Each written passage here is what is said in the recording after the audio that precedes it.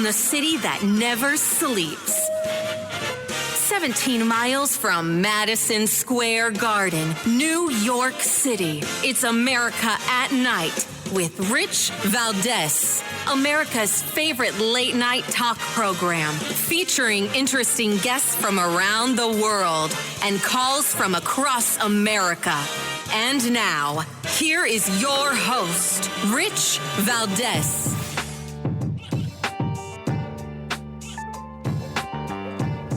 What's up, America? I am Rich Valdez, Valdez with an S, at Rich Valdez on all of the social media, your liberty-loving Latino amigo. And I'm happy to be with you live on this Friday evening on hundreds of stations across America, millions of people tuning in, and it's really an honor and a pleasure to be with you. If you want to join our late-night national town hall conversation, feel free to give me a call, 833-4-VALDEZ. That's 833-482-5337. And tonight we're going to talk about a bunch of things. We're going to get into a myriad of topics. There's so much to talk about, but one story that's breaking tonight, or this afternoon rather, was the passing of Tony Bennett. Tony Bennett is a staple in American music and American pop culture. I mean, he's done songs from way back in the day through doing duets with Lady Gaga. When you talk about a talent, we're talking about a true talent in Tony Bennett. And it's a sad day in our history that we have to acknowledge, and celebrate the life of such just an epic entertainer and performer, professional.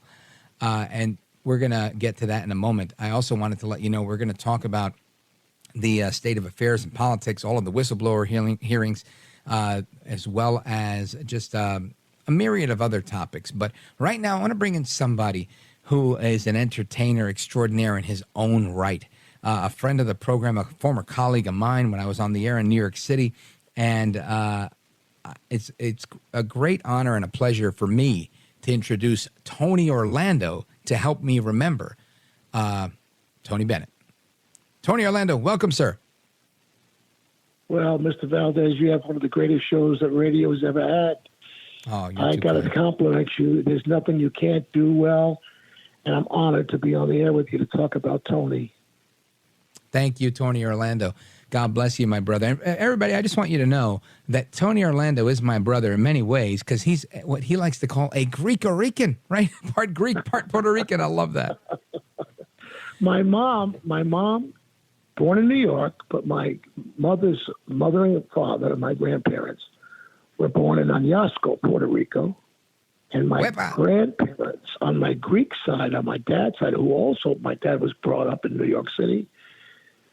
My Greek side, they are from Crete. And so I remember when I used to do shows with Freddie Prinze back on that, he was... Wow.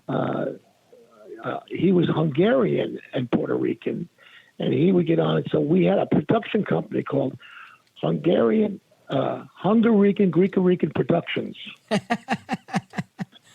That's so cool. It went across the screen and filled the CinemaScope screen. I'm telling you, it was the longest production name company on the planet.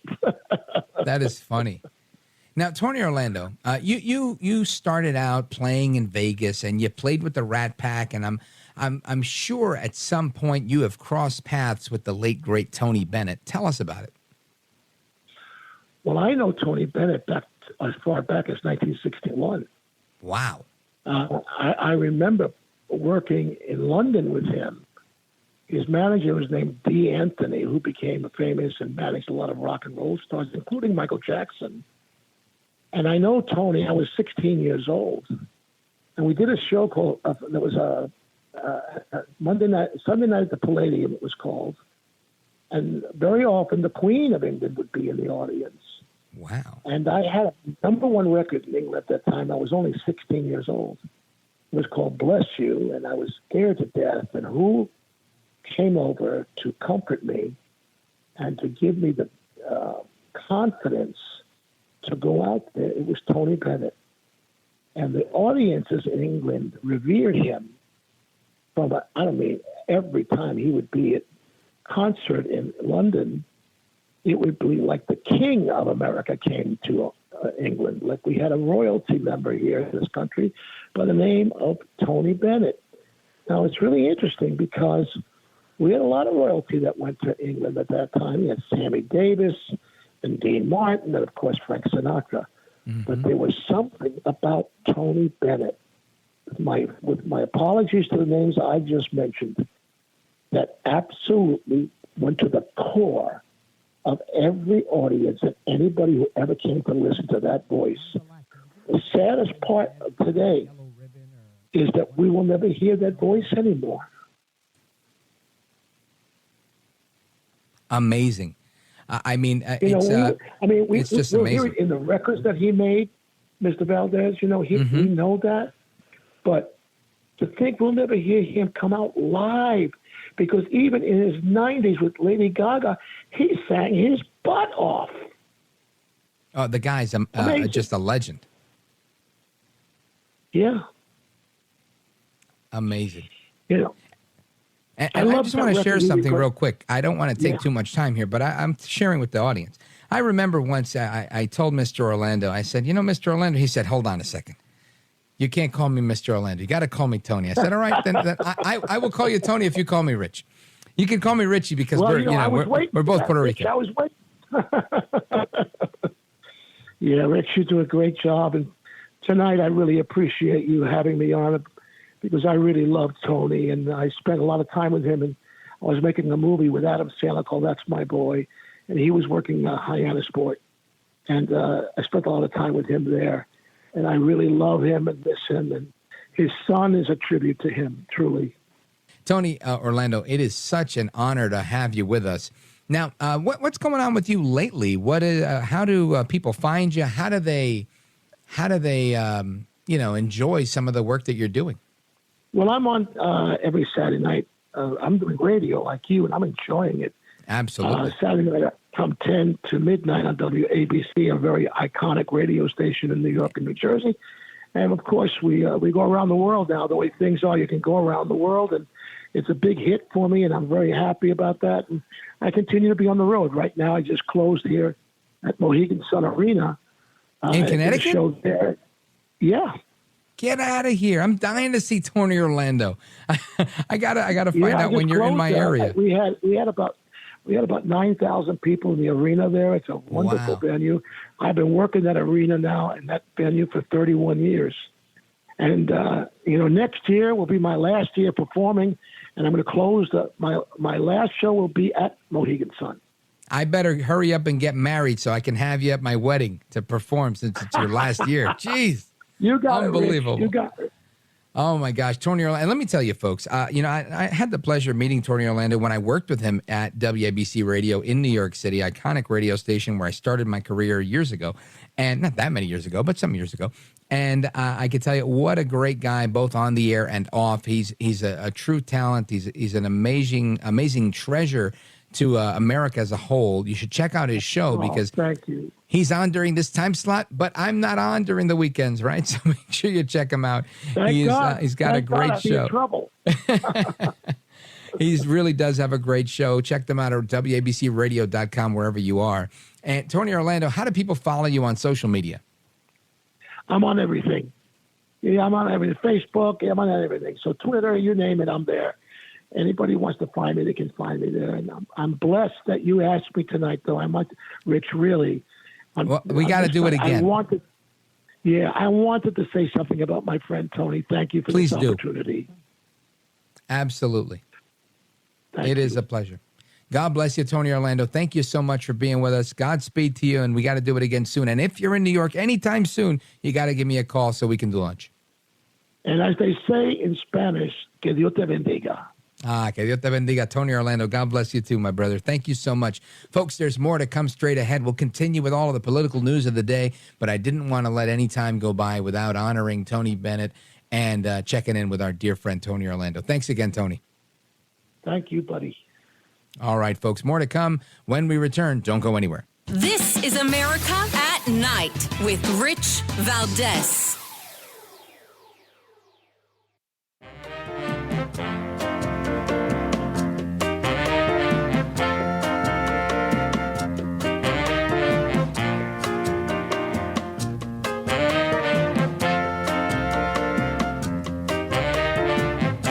want to listen to you, Rich, all the time. America at Night with Rich Valdez. If it's a matchup between Biden and Trump, I know exactly where I'd go. I would go with Joe Manchin. I am one who doesn't like to use my vote for the lesser of evils. I want to be proactive in who I think could do the job. I think Manchin could do the job. But will our system allow for that? That I don't know. So there's a new poll out that finds that just 16% of registered voters would consider supporting a fusion third-party ticket with West Virginia Senator Joe Manchin for president, highlighting the uphill path for any Democrat, including Manchin, if they were to enter the 24 race as a third-party candidate. The poll was conducted by Monmouth University, released yesterday, showing the dissatisfaction amongst a significant block of American voters at the prospect of a rematch between President Biden and former President Trump. At least that's what they seem to draw from that. Support for third-party candidates is dropping, and I don't know if that's because of Manchin or because of the idea of a third-party candidate, right? I really don't know the answer to that. But somebody that might know the answer is the executive vice chairman of the New York State Republican Party, managing director and founder of One Empire Group, my buddy John Burnett. You've seen him on Newsmax, see him on Fox News. Heck, I even saw him the other day on the Young Turks, and they've beat me up a bunch of times. So, John Burnett, welcome to the program. Great to be here with you, Rich. All right, John Burnett. So I want to get into a little bit of a discussion with this idea that Joe Manchin, that audio we played on the way in was Lisa Murkowski saying that she would vote for Joe Manchin if there were, in fact, a matchup again between Trump and Biden. I don't know if everybody feels that way, but what's your take on a Manchin candidacy? Well, I think that as you pointed out in your intro, there is an appetite for a third-party candidate because people on the left have lost confidence in Joe Biden for several reasons. One, he's frail.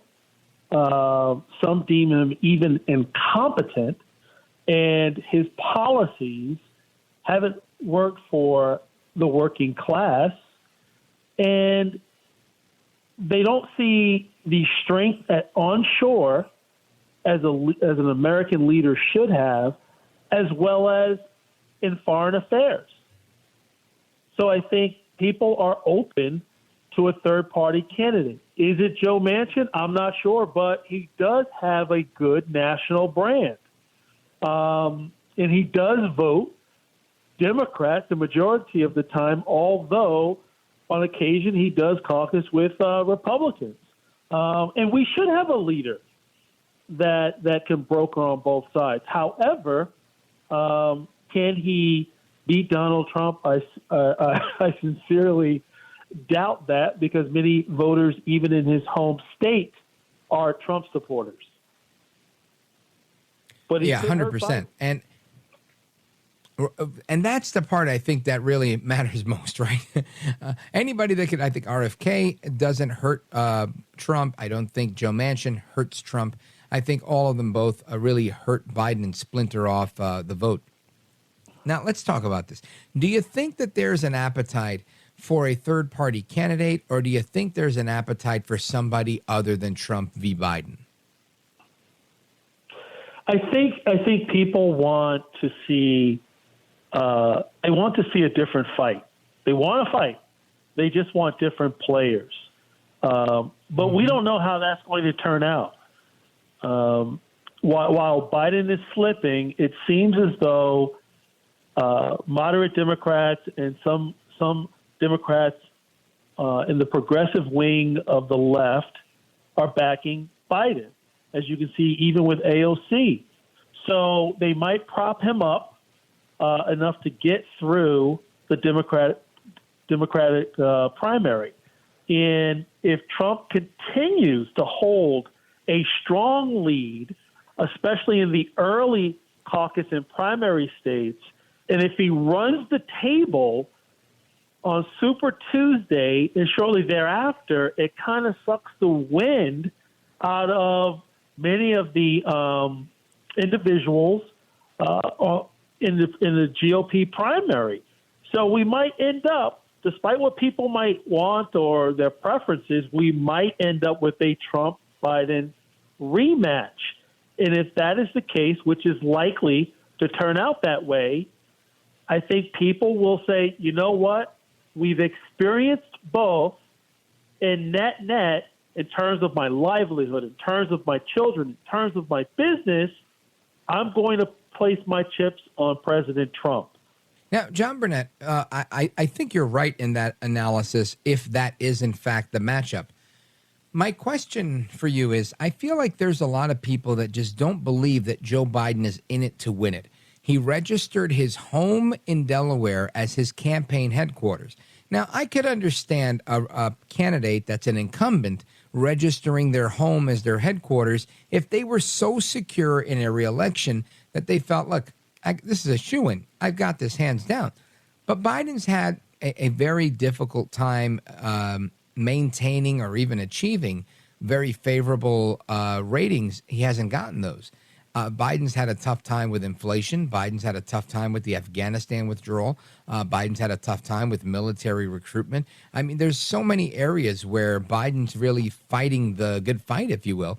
So to me, it seems by making his home his campaign headquarters that he's really signaling or indicating that he's non-committal and that he's not really here to stay, that he's going to, kind of bow out gracefully. Do you think I'm reading into those tea leaves with too much conspiracy theory, or do you think I'm onto something? I mean, at this point, everything that we've been through the last two election cycles, I think everything is on the table. However, let me just throw this out there. With all of the current allegations, evidence, whistleblowers, and so forth, in terms of how the Bidens have placed money in their pockets, perhaps maybe this is another way to put more money, campaign money, into their pockets, right? Because that space has to be paid for. And let's just be fair. Let's just be fair. Trump used and is currently using his plane. He used it in all of the elections. And if I was President Trump, I would probably do the same thing. I'm used to my own plane. I would have to have a plane anyway, so it might as well be mine that I'm already accustomed to. Are the Bidens that smart? Are the Bidens that savvy? I'm not sure. We know that the Bidens aren't that rich, but we'll see how this plays out. But we do know that Democrats... John Burnett, hold on right there. Folks, we're coming right back with John Burnett, Vice Chair of the New York Republican Party. Don't go anywhere. I am Rich Valdez. 833-4-VALDEZ is our number. 833-482-5337. Don't move a muscle.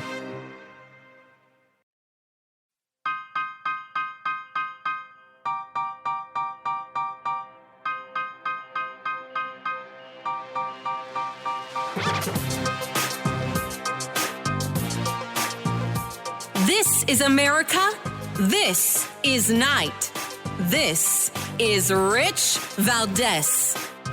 All right, America, welcome back. We're on with John Burnett, Vice Chair of the New York Republican Party. And John Burnett, we were finishing a thought that you had on Trump using his own plane. Go right ahead. Yeah, so I think I said that in response to Biden using his home, as you reported. So I wouldn't look into that too much. I think, again, the Democrats are not excited about Biden, but what's equally as important is that they're not happy with the vice president, Kamala Harris. And I think, they're part of the reason why they're propping Joe Biden up is because Kamala Harris is far worse. So So they're caught between a rock and a hard place. And that's why Governor Gavin Newsom, Senator Joe Manchin, Robert F. Kennedy Jr., and others are waiting on the side, not necessarily waiting, but positioning themselves so that way if Joe Biden does, for whatever reason, whether he's indicted, Hunter's indicted, and the family issues come to full light, or his health fails, or whatever reason, that they are ready to stand in the gap. But I think it's very clear to the working class voters that even if any of these other people step forward, President Trump, or possibly anyone else, but I think President Trump will prevail, is better than the left, because America is sick and tired of the woke. They're sick and tired of the high interest rates, and everything that was good under Trump, they want that back. Mm-hmm. Now, John Burnett, I want to switch gears right there, because you mentioned something that I think is important. And I want to give a little background, right? So yesterday, I was in the green room at Newsmax, and I walk in. Who do I see? Somebody that goes to the same exact barber as me, my buddy John Burnett, looking bright-eyed and bushy-tailed over there. He was doing the television show right before I was, the show right before I did. And we were talking about the hearings that were about to commence, and then they commenced while we were there talking. And Robert F. Kennedy Jr. walks in and gives his opening statement, and I think it was a very strong opening statement. And I want to talk a little bit about his candidacy, a little bit about your reaction to what he said on Capitol Hill yesterday, as well as working our way into, and we could leave it for the next segment if you like, but I'd like to eventually get your take on the whistleblowers from the IRS, which I thought that was jaw-dropping as well. But let's start off with your reaction to RFK Jr. I think his opening statement was awesome. I also met him in the green room about a month and a half ago. He was very personable. He listened. He was very engaging. So I think his heart is in the right place. And you also saw his heart, his passion on display in his opening comments, such that even the Democrats wanted to censor him at a censorship hearing. Why? Because he was very compelling, and he did it from his heart, not reading from a piece of paper as an opening statement, as so many people do during a hearing or even a confirmation hearing. So the thing is that he made very good points, indisputable, and I think it really shed light on Democrats, how they really want to pave the way for Biden by trying to make a mockery of RFK Jr., but he turned the tables on them. Mm-hmm. So just like they attacked him, we will likely see that the Democrats will begin to attack Mr. Ziegler, one of the IRS whistleblowers, even though he's a Democrat. He's a Democrat with a high level of integrity. I thought I would never say that in the same sentence, but he's a Democrat with a high level of integrity. Here's something else I thought I would never, ever say in my lifetime. He actually, for the first time in American history, validated that saying, I'm from the government and I'm here to help. He's from the government and he was there to help not only our democracy, but also hold high-level people accountable, something that we have not seen from our FBI and DOJ. So I'm glad for his testimony. I'm glad that the evidence that he's bringing forth is outstanding and incredible. And I just want to, and I know that there's a lot of Americans that feel the same way, I want to be able to fast-track this. I feel that it's dripping. It's moving too slow. I want to see more energy because we have a lot of evidence. Let's bring it to the table and let's bring an indictment, because we see how quick they are with regard to President Trump. I don't know how many indictments are we up to now? 2 or 3, 4? I have no idea. But it seems like every other month President Trump is being indicted for something ridiculous, but yet they're slow-walking Hunter Biden. It's such a shame that they're slow-walking Hunter Biden, but I think ultimately that's the best we're going to get from that particular situation. I really don't have any expectation that will ever be fair or right or true in the approach to Hunter Biden. I just don't see it happening. Call me a skeptic, but I just don't see it happening. Now, I do want to get your thoughts on a couple of more things, so let me give out the phone number to the callers that may have a question for you. 833-482-5337, 833-4-VALDEZ. Our guest is John Burnett. He is a great guy. You've seen him on television a bunch of times on all the different networks, even on the Young Turks, like I mentioned. I was flipping through the channels the other day, and I said, hey, there's John Burnett giving him hell over there. But you've also seen him on Newsmax, on Fox, on the big networks, and he's been on our show before, and we're grateful for it. John Burnett, stick with us. We're coming right back. Rich Valdez. This is America at Night with Rich Valdez. Call now, 833-4-VALDEZ. That's 833-482-5337. 833-4-VALDEZ. That's Valdez with an S.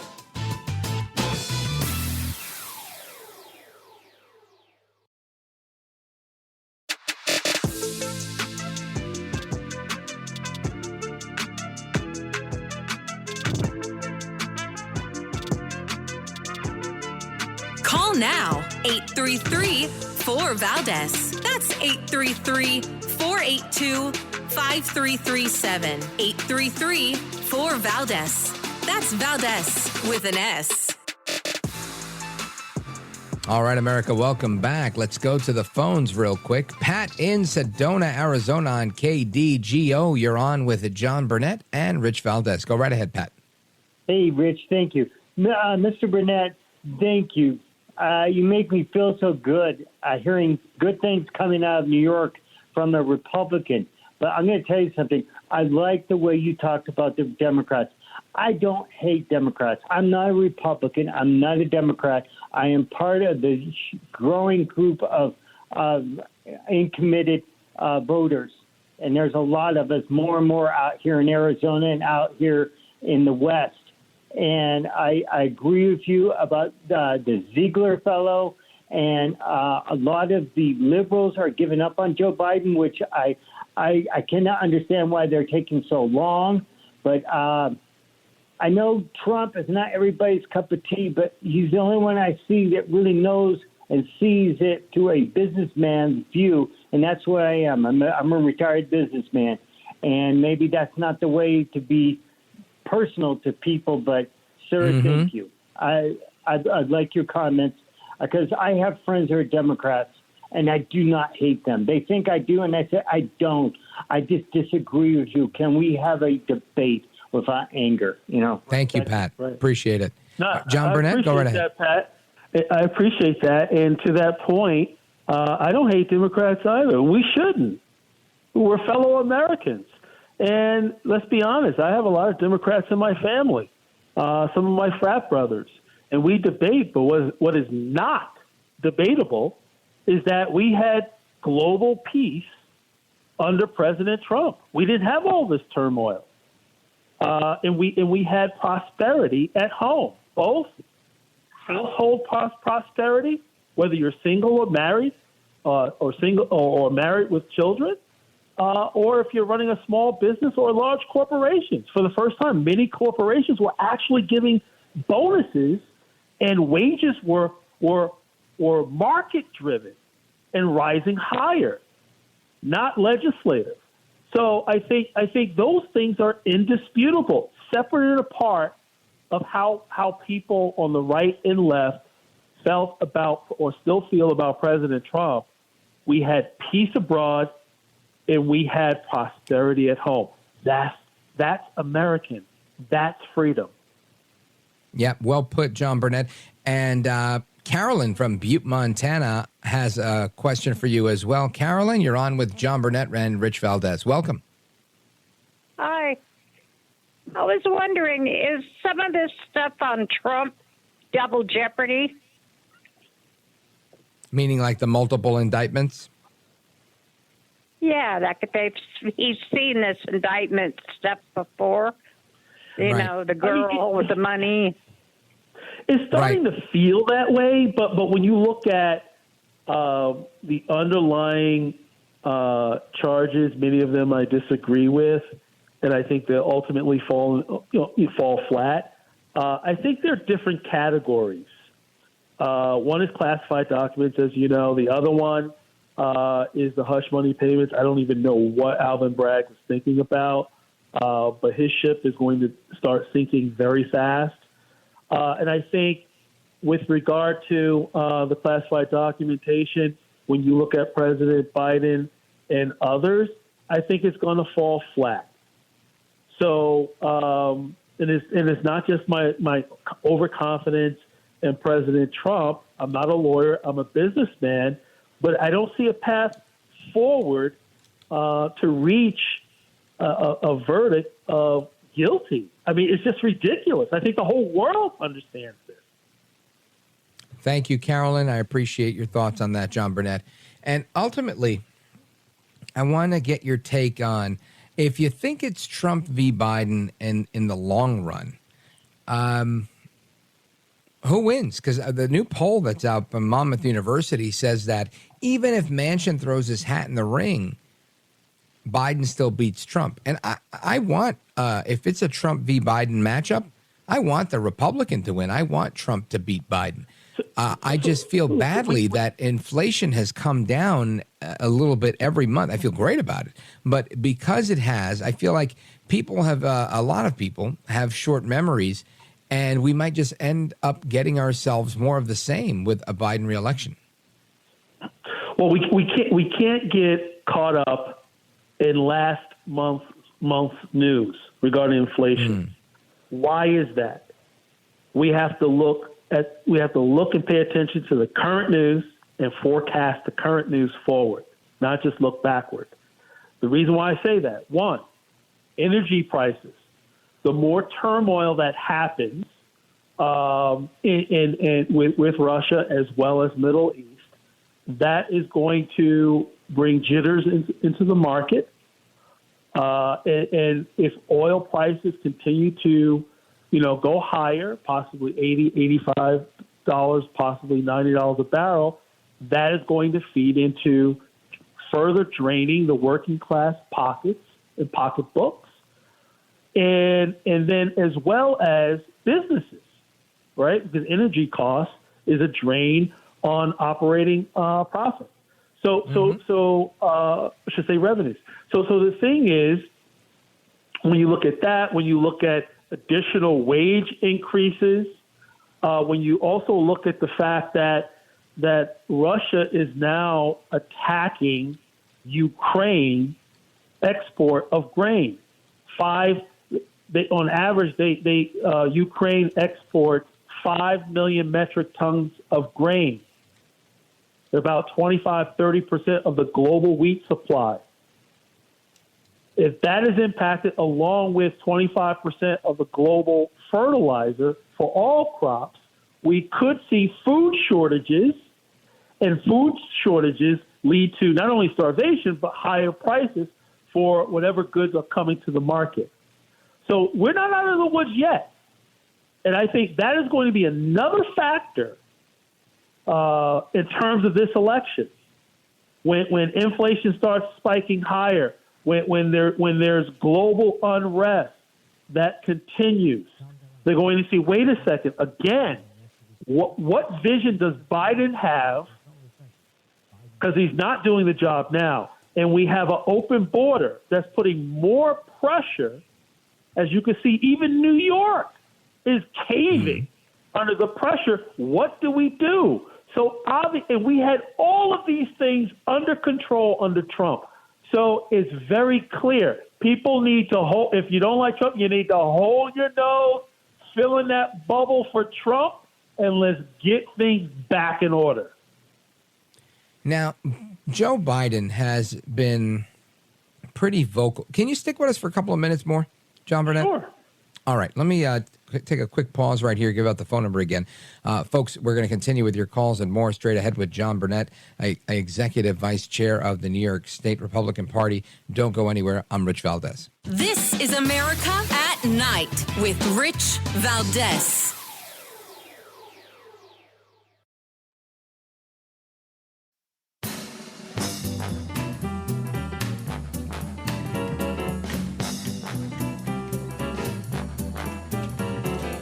We have to do more. Inflation has slowed every single month in the last 12, on a yearly basis for the last 12 months. How many times you read that a recession is coming?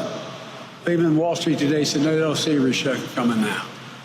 It's the lowest point, inflation, the lowest point in over 2 years. The U.S. has the lowest inflation rate of any major economy in the world, the so-called G7. It's less than 2/3 of what it was a year ago, down from 9% to 3%, and going to go down lower. At the same time, pay for low-wage workers has gone up at a faster pace than over 2 decades. Wages are growing faster than inflation. That means a lot of working folks are beginning to be able to have a little bit of breathing room. All right, that's Joe Biden in Philadelphia yesterday. Joe El Baboso Biden, as I like to call him. And John Burnett, A, I want your reaction. And B, do you think that's even true, that wages are growing faster than inflation? If that was a multiple choice question, the answer would be E, none of the above. There is nothing good. Why? Just ask the American people. I don't care if you're white, Asian, black, Hispanic, or mixed, or don't even know what you are or who you are. You're not doing well in this economy. Why? Because inflation has been high. Even though it came down recently, and it might continue to spike up based upon what we talked about in the last segment, but let's say 3% is still higher than the Fed's target rate. And when you look at the past couple of years, that has compounded to the point where Americans have used a lot of their revolving credit on their credit cards to close the family budgets. And while people say, hey, sometimes you have to do that, they've been doing it for an extended period of time at the same time that the Federal Reserve has increased interest rates. While some people, if you have a few dollars to put in a savings account, you receive more interest. But most of Americans who are struggling, during COVID and even after COVID, when they thought that they can exhale, they still had to hold their breath. Why? Because under Biden, we've experienced rapid inflation that is still compounding month to month for the last couple of years. So multiple choice is the answer. Our guest, John Burnett, I want to thank you for being with us. John, let everybody know your website, your handle very quickly. All my social media is I am John Burnett. IamJohnBurnett. All right, John Burnett, thanks for being with us. I appreciate it. Folks, there's more to come straight ahead. Keep it locked right here. Hour number 2 coming straight at you. I'm Rich Valdez.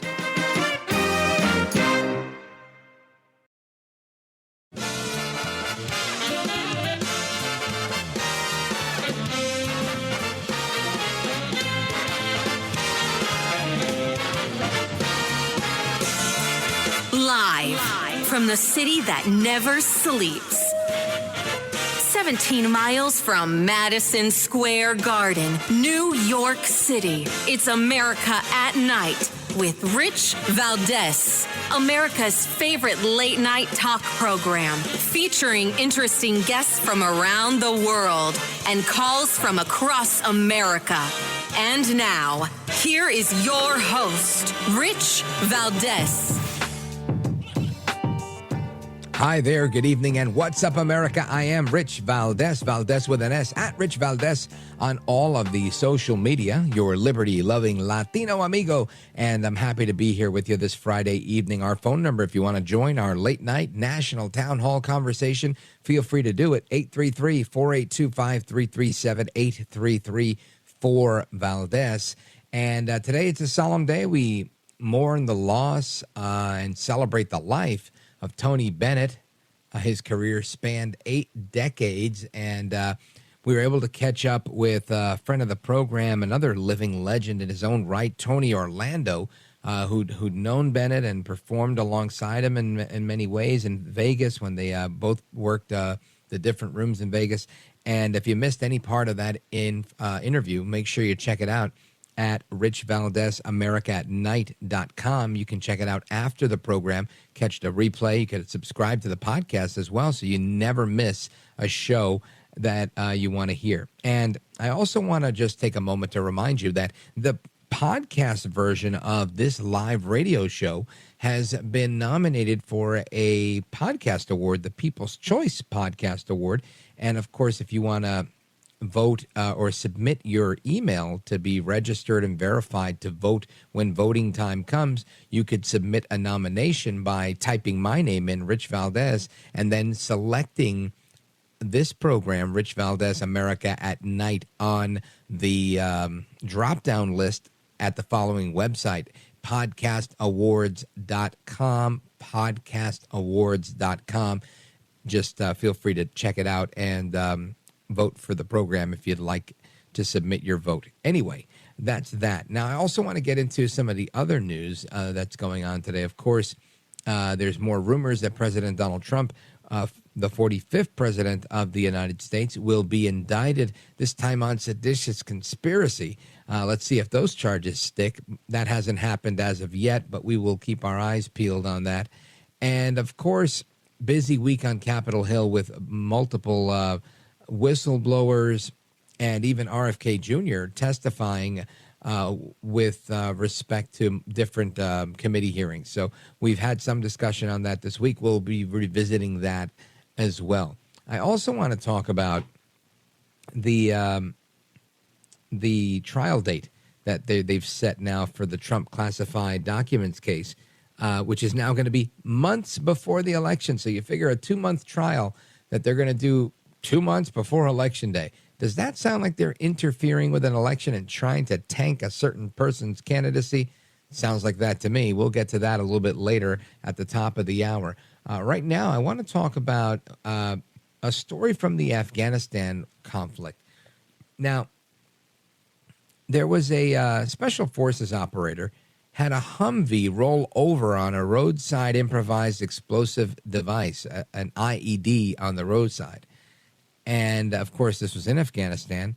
And as this happened to this particular special forces operator, he had one thought as he lost consciousness. What's that? I'll tell you. He said, I have to keep the promise I made to my dad.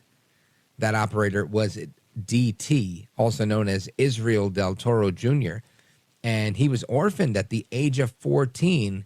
And on the night before his father died, he repeated the promise his dad had required of him. Take care of your brothers and sisters. It's my pleasure to welcome the author of A Patriot's Promise, Protecting My Brothers, Fighting for My Life, and Keeping My Word, Israel Del Toro, retired Air Force Special Forces operator and paratrooper. Israel Del Toro, welcome to the program. Thank you, Rich. Thanks for having me on. You bet. It's my pleasure. And I tell you, I'm always moved by a story like this because I was orphaned not at your age. I mean, it happened to me at 39 when my dad died and my mom had died some years before that.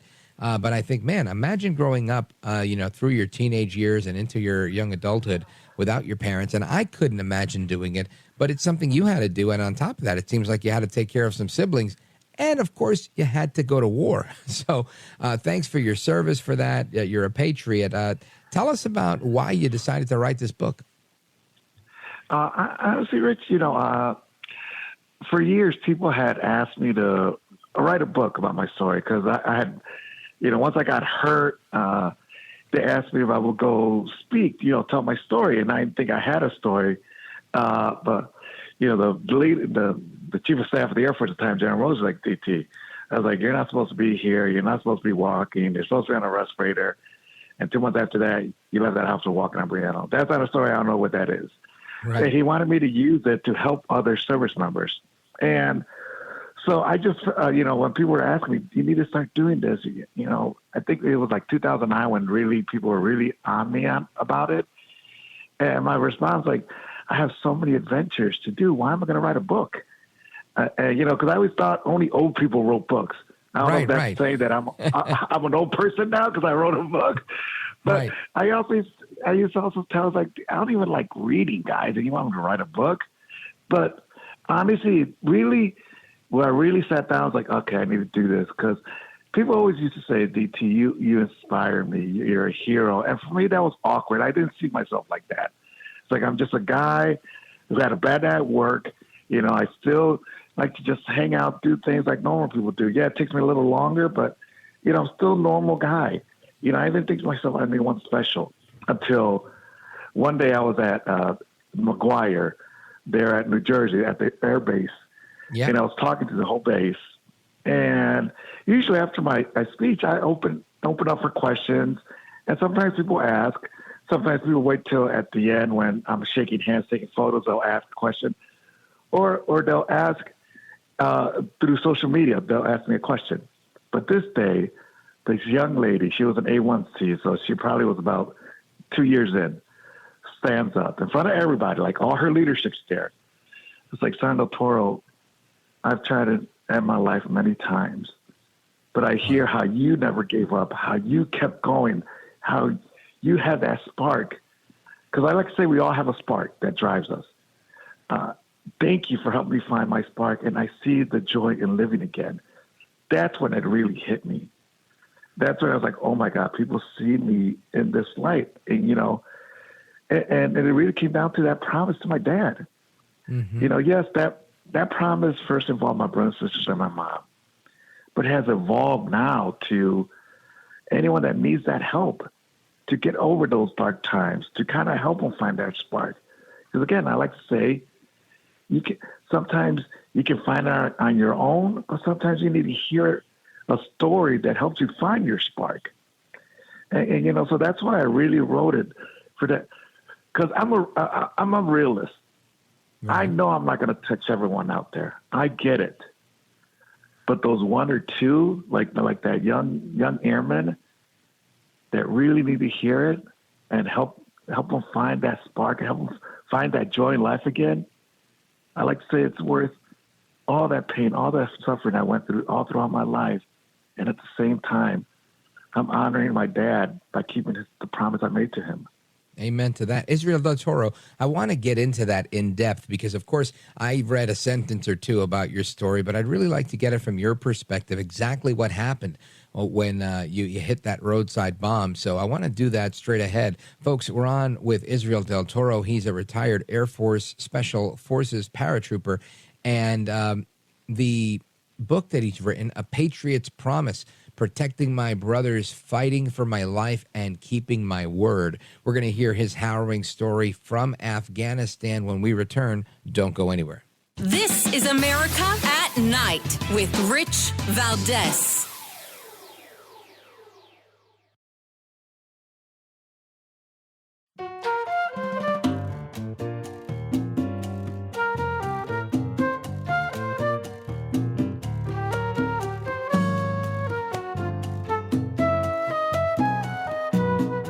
Rich Valdez, who again will do a fine job, but I know you'll enjoy listening to him. This is America at Night with Rich Valdez.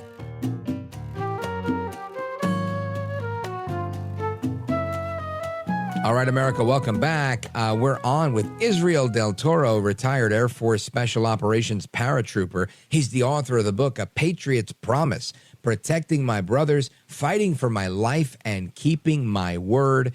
Israel Del Toro, or DT as he's known, went through a harrowing story in Afghanistan. This is a tremendous experience, and I want you to tell us all about it. DT. Yes, Rich. So the day I got hurt, which was December 4th, 2005, I was on a mission with my scout team. And we were coming back from the mission. And as we were coming back, we crossed this creek. And no more than 200 meters after we crossed this creek, till I feel an intense heat blast on my left side. And I'm like, holy crap, we just got hit. Wow. And I get out of the truck. But when I got out of the truck, I was on fire from head to toe. But I knew there was that creek behind me. Hold on. So You got out of the truck because you knew you were hit and you were on fire already? I was already on fire, yes, sir. Wow. So I turned to try and run to the creek to extinguish the flames, but the flames overtook me and I collapsed. And I'm laying there like, this is it, you know. So you're burning alive and thinking, this is it. It's over. Yeah, you know, I'm thinking, you know, I broke my promise to my family that I always come back. I broke my promise to my son that I'll never let him grow up without his dad like I did. But most importantly, I'm going to break my promise to my dad that I always take care of my family. But then that's when my teammate helps me out and says, DT, you're not going to die here. And we both jumped into the creek.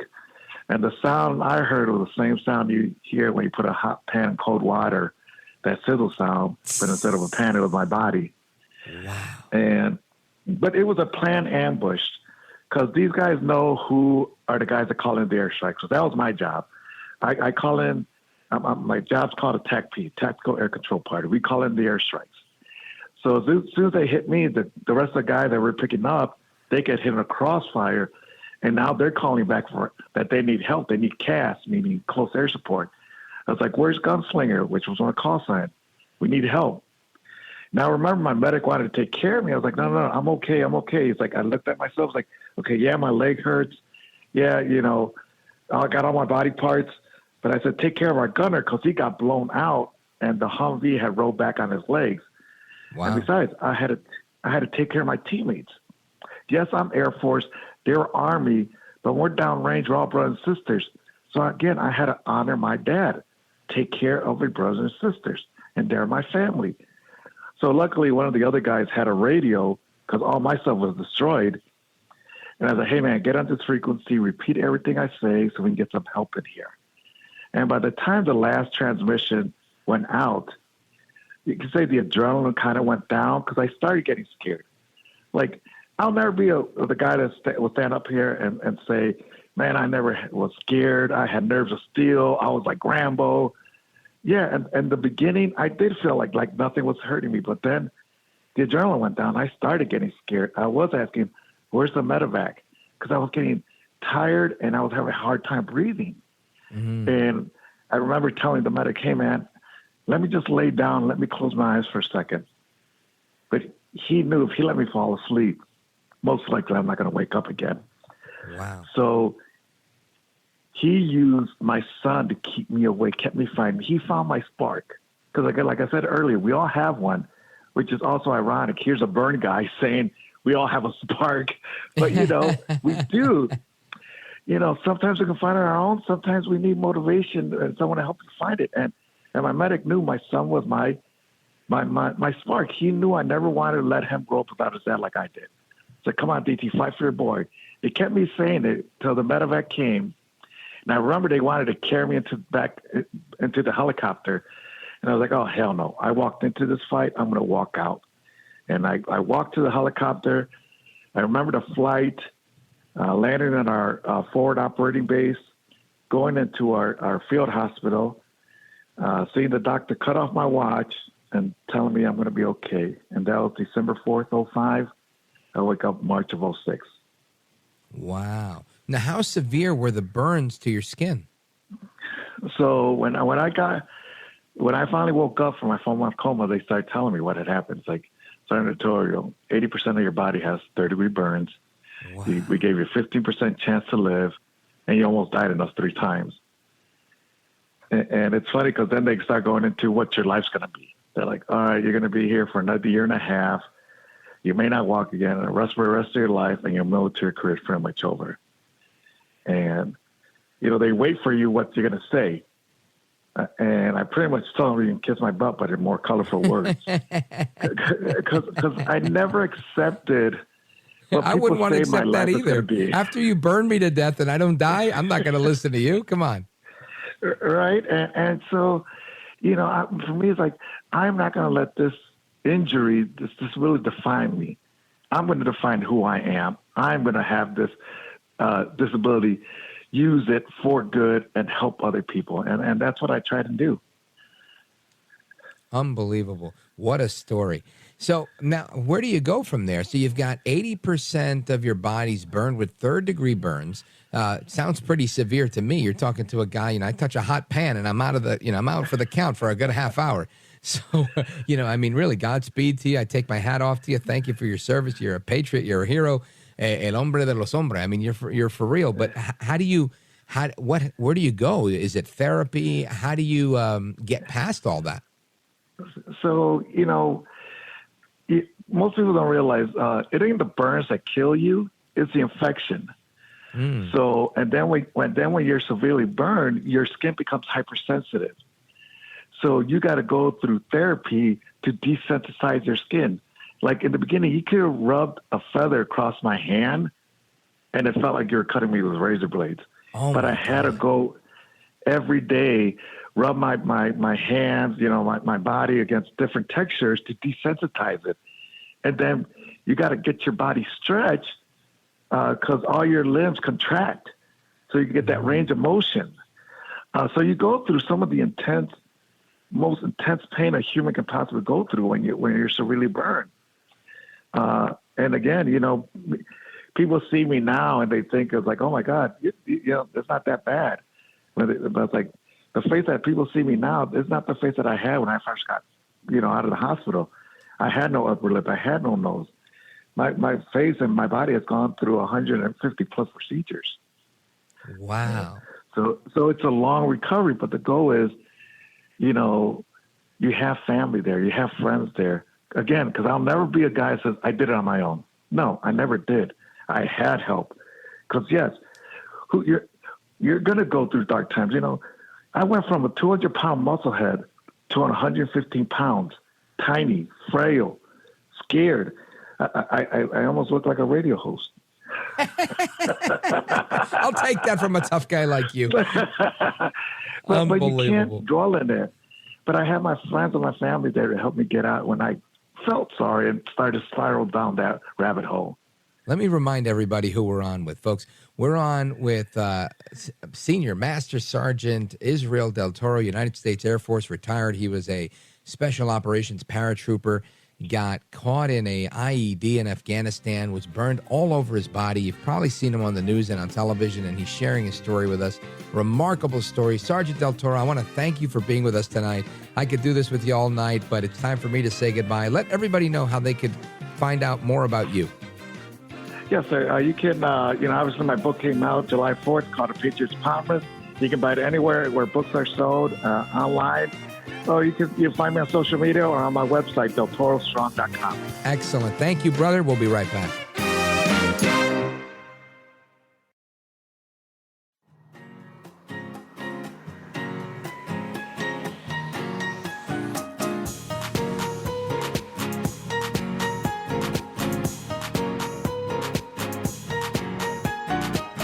No hair, no care, and live on the air, it's Rich Valdez.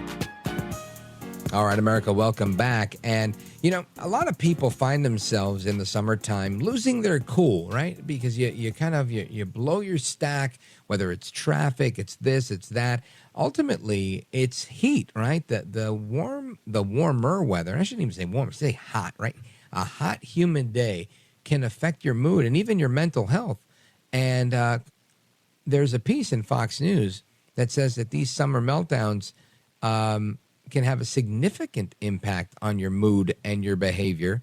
And I wanted to get to the bottom of that, and that's why we've invited Dr. Brandon Brock to join us. He's a clinician with Carpathia Collaborative. Dr. Brock, welcome to the program. Hey, thanks for having me on. I appreciate it. You bet. So let's talk about this because, it seems almost commonsensical that people, are hot and bothered and, things might be things that aren't that big of a deal might seem like that much more of a deal because of the heat and whatnot. But what type of effect can, the rising temperatures and the extreme heat actually have on your mood and mental health? Yeah, these are great questions. We notice this. I mean, down where I'm at in Texas, it's just extremely hot right now. The first thing is it's just, it's a bit agitating. It's uncomfortable for some people, especially when you're not used to it. But what we're finding now is it can literally really alter some of the transmitters, the little chemicals in your brain that make you happy or sad. It can actually start to alter those, which can alter your kind of overall perception of the world around you. So it changes mood. This is separate, but it's just interesting because you mentioned it's hot, and I know Texas has been in the news for a heat wave, but last year, maybe around this time, maybe not, I went to Dallas for a conference, and it was right as a heat wave had subsided, and and it was winter. So I remember landing, and the pilot says, right, the pilot says, we're landing in Dallas, and it's a cool 85 degrees. And I thought 85 degrees isn't cool, but again, given the 105 that they were experiencing for days on end, 85 was pretty cool. And I didn't find people to be more like stressed out or rude or short-tempered. And it makes sense to me. When I'm hot and bothered, I'm hot and bothered. But are some of these effects that this article in Fox News and other studies like the one from Boston University, are these are there long-term effects to one's health? Well, there can be, and you brought up an interesting point, and our brains develop the ability to have resilience. So if you live in a certain geographic area and you're used to that, your brain kind of becomes set to that, and it wires itself around that. So you can tolerate it. You can tolerate the way your fluids work in your body, the way your transmitters work. All this can give you the resilience. But if you're not used to it and you go somewhere where it's not conducive to where your body was, then all of a sudden you can start having some real problems. And, this is what we're seeing now when the temperature changes dramatically in an area and people aren't used to it. That's when you start seeing some of the behavior changes. I think people in Dallas, to kind of get to your point, and which is where I live, actually. Oh, cool. People nice. in Dallas, great town. It's a great place, but it's hot. And, but we're kind of used to this season. It doesn't mean that we all like it. And believe me, when you're around here, you do see a little bit of crankiness, but we're kind of used to it. Now, if you took somebody maybe from an area where it never gets like this, well, listen, really I'm from New York. Impact on them. If you give me 105 degrees in New York, people are fighting. Well, I've been to New York when it was like 90, and people, were having a really difficult time, and it's just because they're not used to that. I totally no Southern hospitality in New York City, that's for sure. Well, and the other thing I would say is this: the main neurotransmitter that's really impacted in this situation is one called serotonin, and another one called GABA. Serotonin makes you happy, and GABA will slow down anxiety and agitation. And all of these neurotransmitters are impacted. It's really difficult to determine exactly which one is affected the most. But when serotonin is impacted, it can slow down your brain's ability to think. It can make it to where you're not as happy. When the GABA slows down, you can become more anxious, have more anxiety. And what's really interesting is thermoregulation requires that all of these neurotransmitters shift to compensate for the heat. So now if you take people who have mental illness like bipolarism or schizophrenia and they're on medications and it's regulating those neurotransmitters, there's actually a situation where those medications will allow those transmitters not to adapt appropriately to heat. So some of these individuals that have mental illness and are on medications, they may be more prone to these dramatic changes. As a result of the medication. Yep. And so, you stabilize those and you make it to where they can't shift as easily. That can sometimes become a bit of a problem according to some of the, the newer research. It's really kind of started around, 2018. Lots of papers started coming out in the environmental research journals, they started talking and looking at this because they were noticing as they went back and looked at hospital records over thousands and thousands of patients, they noticed that people came in with more mental illness-related issues during certain seasons. Now, how do suicide rates or crime and violence, how does that fit in to temperature spikes and the increase in anxiety and depression? Yeah, so whenever you have some of these neurotransmitters are your filters.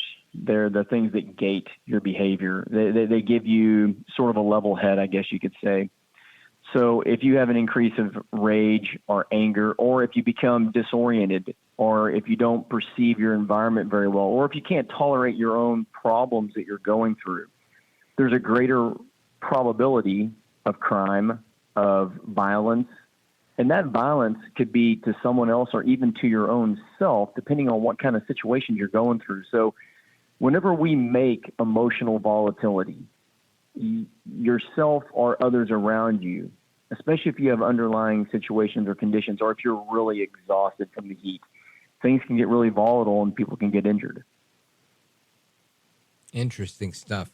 Folks, we're on with Dr. Brandon Brock, clinician with Carpathia Collaborative.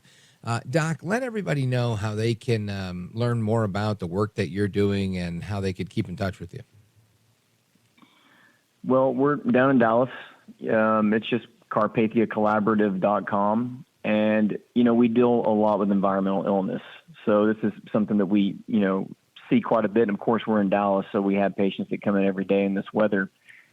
And we have a lot of different types of practitioners that we look at stuff like this all the time, whether it be mental illness and health or environmental illness and health and temperature. Going to the website and then just checking us out.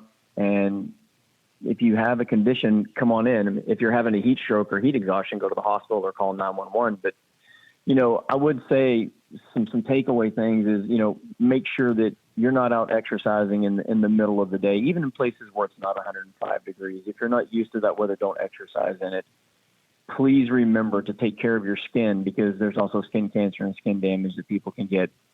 And if you do get heat exhaustion or heat stroke, be careful at how much fluid you drink, because if you overdrink water, you can dilute the amount of sodium that you have, which can further make you more incoherent.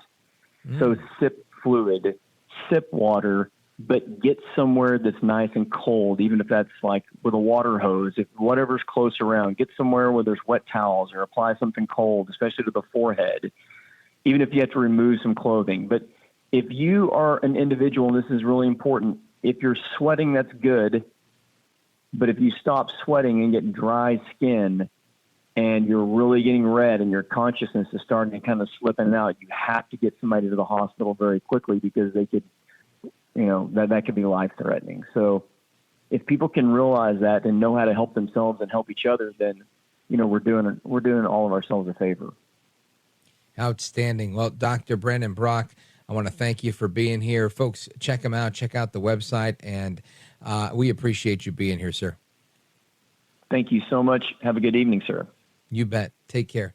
Folks, more to come straight ahead. Your calls and more on all of the topics we've discussed tonight. Plus, at the top of the hour, we've got Open Phone America. The phone number, 833-482-5337, 833-4-VALDEZ. This is America at Night with Rich Valdez. Call now, 833-4-VALDEZ. That's 833-482-5337. 833-4-VALDEZ. That's Valdez with an S.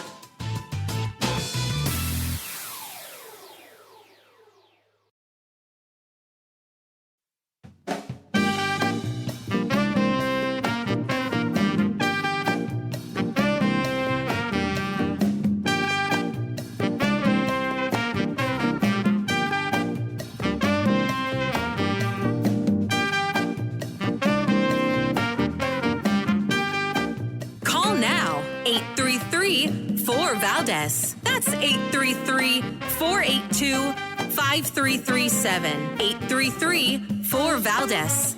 That's Valdez with an S. Welcome back, America. And you've heard it by now. And if you haven't, you're going to get to hear the musical stylings of a of a wonderfully coiffed raconteur, me, right? I made this little song, right? Or sang along. It was like karaoke, if you will, for Vice President Kamala Harris, who I've nicknamed Kemalaeris, Vice President Kemalaeris, which in Spanish means how bad she is, and made a little song about her. And we've got the clip of that.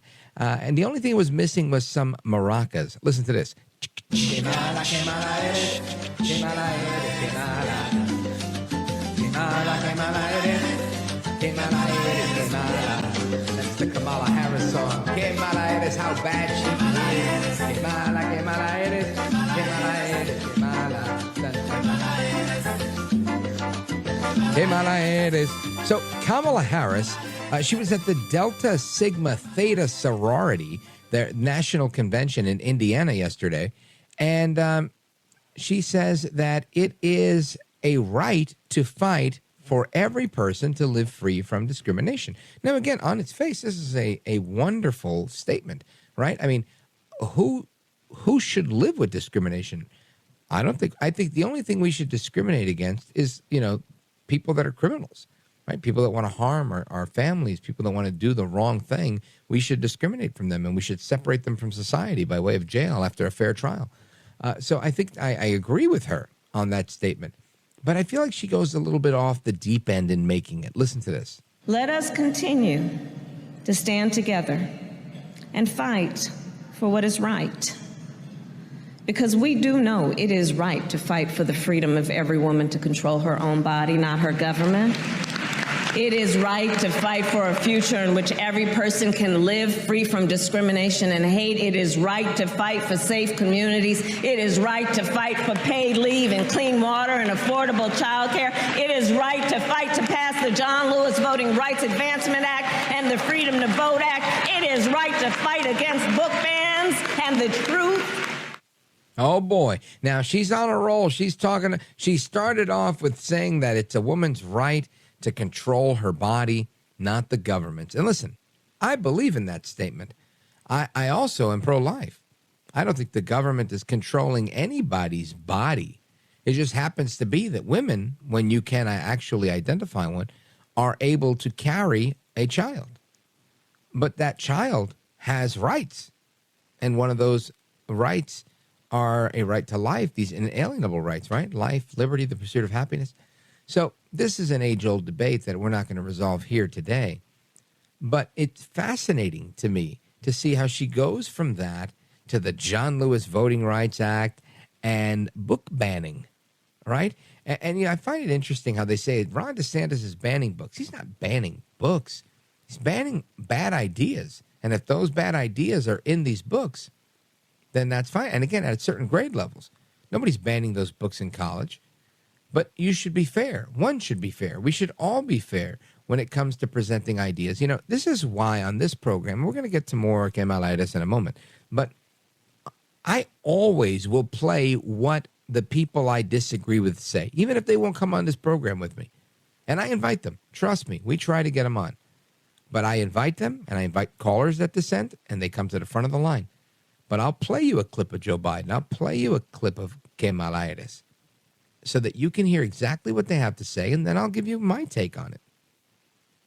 When was the last time you heard Joe Biden really giving Republicans any opportunity to voice their opinion? How about yesterday in that JFK hearing, the censorship hearing, where they tried to not even let him testify on Capitol Hill?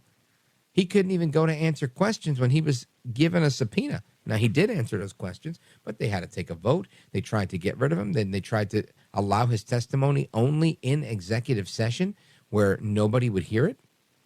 And thankfully, there were enough members of Congress that were present to vote so that his testimony would remain public, so that the people could hear what he had to say when he was being asked questions by the representatives of the people. I mean, it's such a simple concept, but so convoluted when it comes to the Democrats. It seems like they just absolutely won't accept it. So Kamala Harris now goes from talking about abortion to talking about voting rights to jumping right into how we are extremists and we are banning books. Listen to this. Extremists pass book bans to prevent them from learning our true history. Book bans in this year of our Lord 2023. And while they do this, check it out. They push forward revisionist history. Just yesterday in the state of Florida, they decided middle school students will be taught that enslaved people benefited from slavery. They insult us in an attempt to gaslight us, and we will not stand for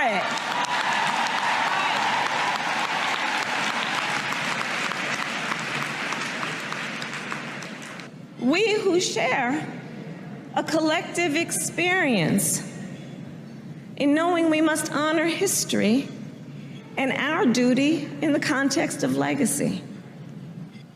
There is so much at stake in this moment.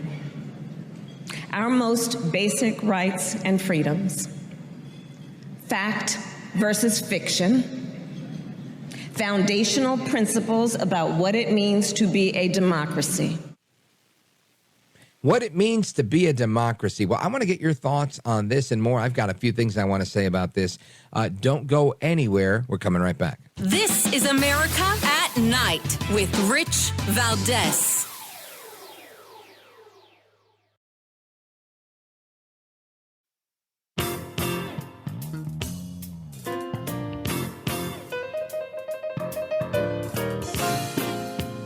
Call now, 833-4VALDEZ. That's 833-482-5337. 833-4VALDEZ. That's Valdez with an S. So Kamala Harris says that we are now promoting ideas, and by we, she says extremist MAGA Republicans are promoting the idea that slaves benefited from slavery. Now, I don't know how out of context she's taking that, but there isn't a planet that exists where slaves benefited from slavery. To be clear, I've never heard this. I've been part of the conservative movement since I've been old enough to vote, and I've never, ever heard of slaves benefiting. Now, I have heard that there were Africans that were selling their own people as slaves, and if that's what she means by benefiting, profiting perhaps, but they weren't slaves. They were free men selling their brethren. So I don't know exactly what she's talking about, but the whole thing is skewed. Now, let's quickly, 30 seconds, let's go to James in Toledo, Ohio. Go right ahead. Hi, Mr. Valdez. My name's James Dean, and I'm blind, visually impaired. I train service dogs for veterans. Wow. I've been doing it for 14 years now. It's my hobby. I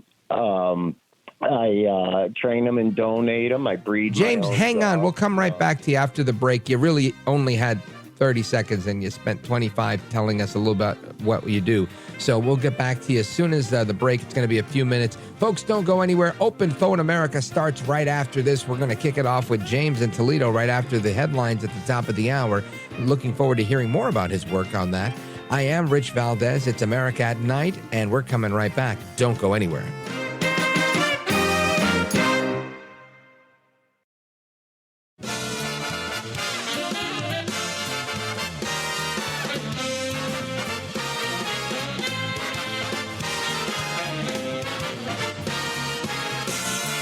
Live from the city that never sleeps. 17 miles from Madison Square Garden, New York City. It's America at Night with Rich Valdez. America's favorite late night talk program featuring interesting guests from around the world and calls from across America. And now, here is your host, Rich Valdez. Hi there, good evening, and what's up, America? I am Rich Valdez, Valdez with an S, at Rich Valdez on all of the social media, your liberty-loving Latino amigo, and I'm happy to be here with you this Friday evening, 833-482-5337, 833-4-VALDEZ. If you want to join us in our late-night national town hall conversation, feel free. This is your opportunity to be heard. Of course, the third and final hour of this program is always dedicated to a tradition on this program, Open Phone America, coined by the late, great Larry King back in 1978, maintained for 3 decades by Jim Bohannon. And, of course, who would I be to stop such a great tradition on this program? So happy to be a part of it and happy to chat with you. Now, just a couple of things.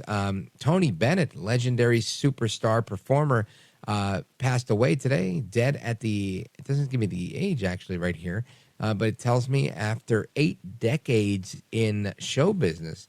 So R.I.P. to Tony Bennett, 96 years old. There it is. And we had Tony Orlando on earlier to share some of his thoughts on his beloved late, great colleague. And if you missed that interview with the awesome Tony Orlando, you can always check it out right after we wrap tonight, just shortly after 1 a.m. Eastern. Give our excellent production team a chance to get it all uploaded and labeled. And you'll have that available at richvaldezamericatnight.com. If you want to hear the entire show again, you can. Feel free. I recommend it. You could also subscribe to the podcast there. And speaking of podcast, the podcast of this radio show, Rich Valdez, America at Night, has been nominated for a People's Choice Podcast Award. So I'm grateful about that. And I would encourage everybody listening to use your email address at podcastawards.com. Click on the little blue box where it says nominations and casting of votes.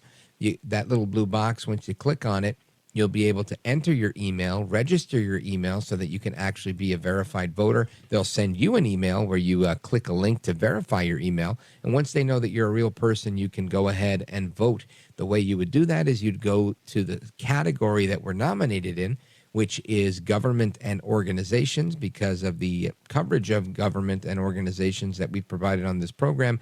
That's why we were nominated. And you can go ahead and select Rich Valdez, America at Night, and then you hit save. There's also a section where it says the radio person or a podcaster that has influenced you most in 2022 or 2023. Feel free to cast that vote for whomever. I would recommend voting for me, but of course it's a free country and I want you to vote your conscience. And looking forward to seeing what type of progress we can make once you let your voice be heard on the People's Choice Podcast Awards. And again, the website for that, podcastawards.com, podcast awards with an S.com. I appreciate the support and the votes. Now, a couple of things in addition to that. We've talked about a few different things this evening. We had some really good conversation about how the heat makes people not only a little bit more agitated and short-tempered, but it could actually be very detrimental to your health. Now, I know you're thinking, Rich, it's not the first summer we've been through. What's going on here? Granted, it's not, but now we know that this stuff can have an effect on your mental health, not just heat stroke, heat exhaustion, and cranky pants, right? There can actually be some effects on that. So we talked about that a little while ago. It was pretty interesting. I love the heat, honestly, and I was a little bit scared. Now, somebody who didn't love the heat but really beat the heat, Master Sergeant Israel Del Toro, retired Air Force Special Operations paratrooper, was burned on 80% of his body. And he shared that story with us. I mean, I could have spent another hour with that guy having this conversation. What an inspiration he was. I highly recommend that if you did not hear the interview with Master Sergeant Del Toro, DT is what he goes by, that you definitely go to Rich Valdez, America at Night, after the show tonight, and definitely listen to that. I think you'll appreciate it. He talked about having a certain spark. Not only was he funny, but he made a lot of sense. Very, very moving conversation that we had with him. And we really broke it down with my buddy John Burnett. Very good conversation on the Democrat primary, the Republican primary, and the future of the 2024 election from his perspective. And it was a great conversation. Now, speaking of some of those conversations, I'd started a conversation at the end of the last hour where we were talking about Sergeant Del Toro and the spark that he had, that he often spoke of in his talk. And we got a call from James in Toledo, Ohio. I started with James, who was telling us how he wanted to make a comment, of course, but also worked in the training of service animals for veterans. And I thought that was a very, very good topic because I didn't know anything about it. So let's go back to James in Toledo, Ohio. It's listening on Rich Valdez, AmericaAtNight.com. Go right ahead, James. Thank you, Mr. Valdez. So I'm blind, visually impaired, and I've had a seeing eye dog for 14 years. I call him Master Sergeant Makauli, which is Hawaiian for black eye. And I trained dogs for veterans in the last 14 years. I've personally raised, trained, and donated over 100 dogs myself. Wow. And assisted several hundred more. And it's a trying occupation at times. I'm a one-man band. I finance this little gig through my Social Security income, and I do this out of my home. And it can be sometimes trying. And I needed to hear that spark from Master Sergeant this evening, just to remind me of what some of those men did over there and what some of them went through over there. So I appreciate that. And one more comment. Because I'm blind, I listen to talk radio all day long, from Bob and Tom to you in the evening. I'm very auditory instead of visual. The difference with your show that I'm really growing to enjoy is when you're on the air, I feel like I'm sitting across the table from you as I puff on a cigar and have a late night espresso. I feel like you're in my home, Rich, if I call you Rich. Sure, please do.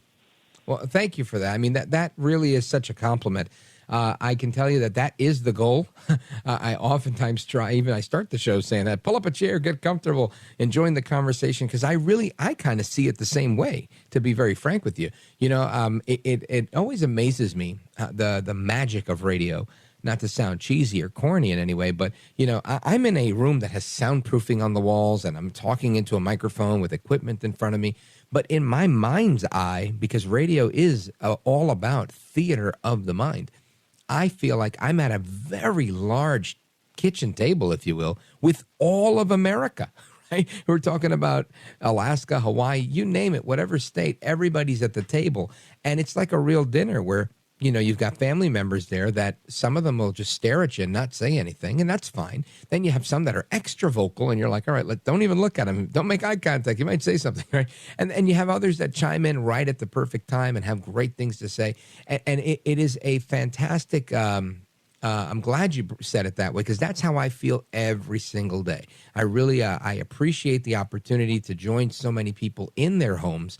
And I really love the roundtable discussion that I feel like I'm having with so many Americans. So, James in Toledo, Ohio, I really appreciate that. Can I say one more thing, sir? Be my guest. I find the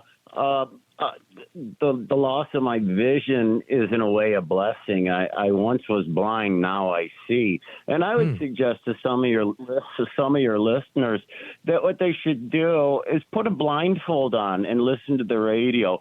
Cut out that visual distraction. Cut out that visual circuitry and listen with your ears.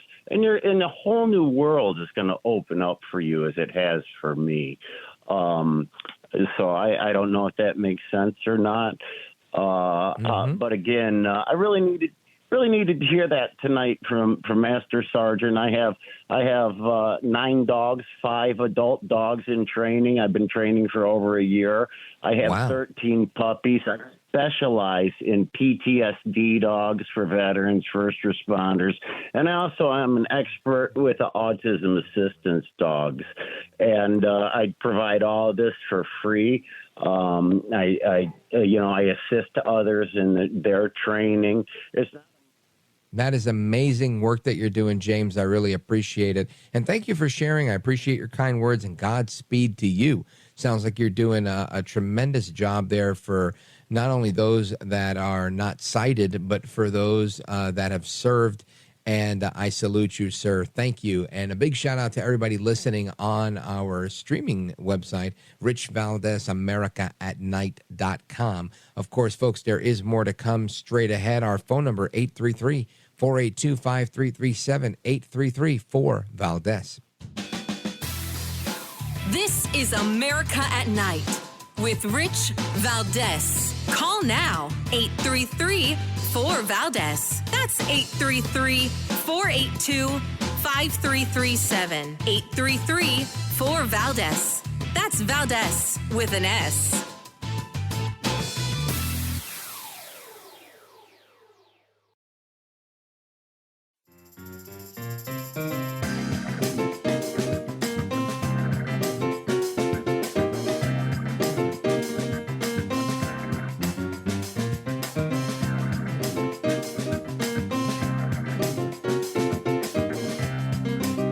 Now, 833-4-VALDEZ. That's 833-482-5337. 833-4-VALDEZ. That's Valdez with an S. These sanctions will, among other things, further inhibit Russia's access to products that support its military and illegal war, curtail Russia's use of the international financial system, and starve Russia of G7-produced technology needed for its aerospace and defense sectors.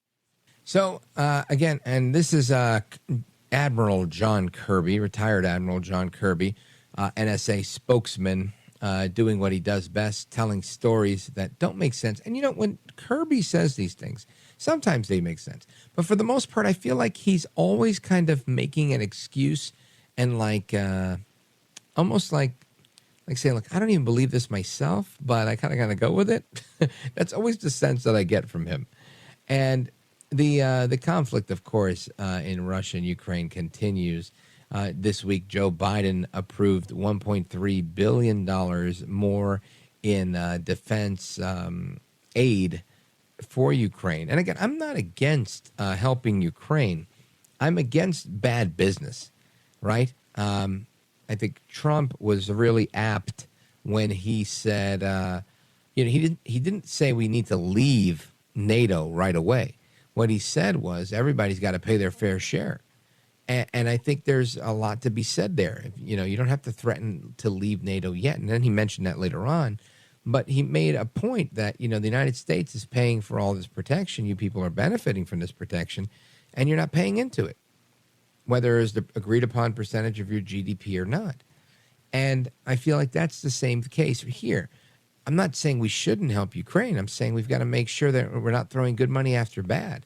We're making wise decisions when it comes to helping, our NATO allies and, of course, Ukraine, who is allied to us in the sense of the Budapest Memorandum of Security Assurances, when they said, sure, we'll give you our nukes or we'll give up our nukes as long as you agree to protect us from Russia invading us. And here we are. We're keeping our end of the bargain by mailing them stuff. We're mailing it in, but Russia still invaded. So it's a very unfortunate situation that's going on. And honestly, I'm hopeful that we'll see an end to it sooner rather than later, because it's costing the United States a bunch of money. And we're not seeing, I don't feel like we're seeing the progress we ought to be seeing. Anyway, let's go to the phones. I remember we asked Michael from Pendleton, Oregon, to hang on last night. He's still holding on. My goodness, how loyal of a caller is he? Michael in Pendleton, Oregon, KUMA, go right ahead. Yes, hey, good evening, Rich. Your friend Michael here from Oregon. I promised I would call back. Thank you for taking my call. Yes, sir. Yes, I want to note on the weather. It's been a hot summer out here out west. We have a big heat dome. And in Oregon, the last month, but every day's been in the 90s and some over 100. Yesterday was around 105. And like I said, I get a little more irritable in the heat sometime. I've been a landscaper for about 20 years, and so I work outdoors in the weather. And, it's tough working out in that heat sometime and try to take a lot of water breaks. And so let me ask you, Michael, like our last guest was talking about this, do you feel yourself losing your temper or road rage or anything like that because of the heat? Well, nothing serious. I've always been nice guy and, mild-mannered, and, try to think of other people first. It's just probably the heat. And I think that's with probably the majority of people, Rich, probably when it's hot, and my mom was from your area, New York City, and she used to say how hot the summers would be and the humidity and everything. And, people get a little bit more irritable, a little more impatient, and we're all human, and that happens with me sometimes. But no, I'm a nice guy. I just, like to get along with people, and so that's my nature. Now, let me ask you a quick question, Michael, because I remember yesterday we spoke about, and in the past, you've told us about your girlfriend who lives in Ukraine or visits Ukraine frequently. What's going on there? Rich, I don't mind sharing that with you and with your listeners, with America. I met her on a website about 3 years ago, exactly, July of 2020. Very nice lady, and we developed a close friendship, a relationship. She runs a farm with her sister in central Ukraine. Their wheat? Area hasn't been. They grow barley, some wheat, corn, different vegetables and stuff. But she has heard like explosions in the distance and stuff, but they haven't had anything directly close to them, like any bombing. But she's had friends in the cities there, Rich, like Kiev. And she had a friend that just the other morning, a missile came in. It didn't hit her building, but it hit a nearby building. And the shock wave broke her window, her friend's window, who lives in Kiev. And that's got to be scary. But, the thing is, Rich, I'm concerned about the people in Ukraine, but of course for my girlfriend. And, they've had a lot of missile attacks lately. And what happened, I get these articles. I got one from the Washington Post. I just had a little paragraph here I was going to share with you. All right, got to be quick. The music's about to kick in. Okay. Our moral authority and Ukraine's moral authority in this conflict comes from the fact we are supporting a country with a brutal, vicious attack by its neighbor with missiles and bombs raining down on its cities and citizens. That's from Security Advisor Jake Sullivan. And Sullivan, he's something else. But on a statement like that, I agree.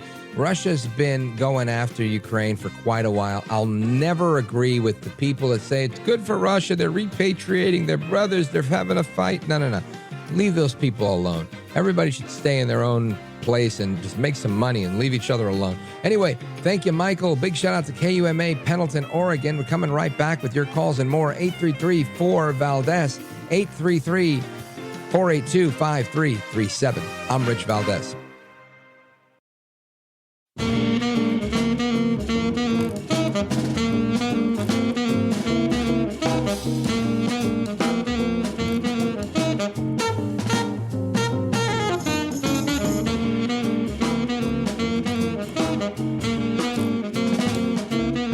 Call now, 833-4-VALDEZ. That's 833-482-5337. 833-4-VALDEZ.